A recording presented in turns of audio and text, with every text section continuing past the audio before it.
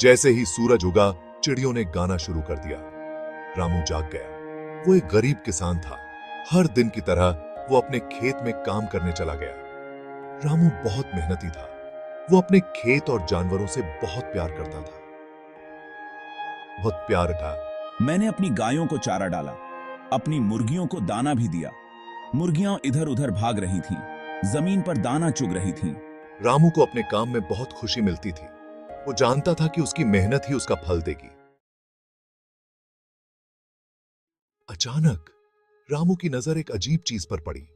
मुर्गियों के बीच एक चमकदार चीज थी। वो पास गया तो हैरान रह गया। वहां एक सुनहरा अंडा था। मैंने पहले कभी ऐसा अंडा नहीं देखा था। यह बहुत सुंदर था। मैंने सावधानी से अंडा उठाया। यह असली सोने का बना हुआ लग रहा था। उसके मन में कई सवाल उठने लगे। यह अंडा कहां से आया? किस मुर्गी ने यह अंडा दिया था? रामू दौड़कर अपनी पत्नी के पास गया। वो सुनहरा अंडा दिखाकर बोला। देखो मुझे क्या मिला। उसकी पत्नी भी हैरान रह गई। उसने पहले कभी ऐसा अद्भुत अंडा नहीं देखा था।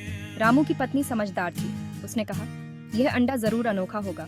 इसे बेचकर हम अपना जीवन बदल सकते हैं। रामू भी अपनी पत्नी की बात से सहमत था। उन्होंने सोचा कि इस पैसे से वे एक नया घर बनाएंगे, अपने बच्चों को अच्छी शिक्षा भी दे पाएंगे। जल्द ही सुनहरे अंडे की खबर पूरे गांव में फैल गई। हर कोई रामू और उसके भाग्य की चर्चा कर रहा था। लोग दूर दूर से सुनहरा अंडा देखने आने लगे। कुछ लोग मुझसे जलने लगे। वे भी ऐसा ही भाग्यशाली बनना चाहते थे। रामू रातों रात अमीर हो गया था, लेकिन वो यह जानने के लिए उत्सुक था कि यह अंडा कहां से आया था। एक दिन रामू ने अपनी मुर्गियों को ध्यान से देखा।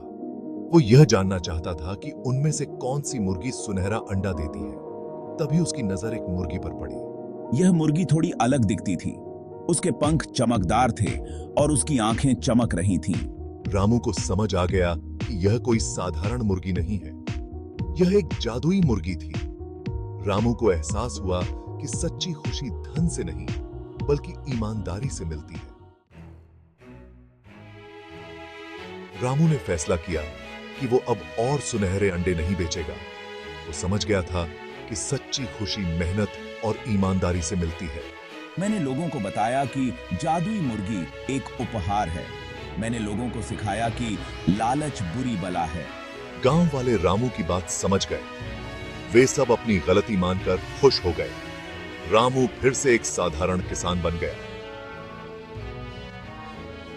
लेकिन अब वो पहले से ज्यादा संतुष्ट और खुश था।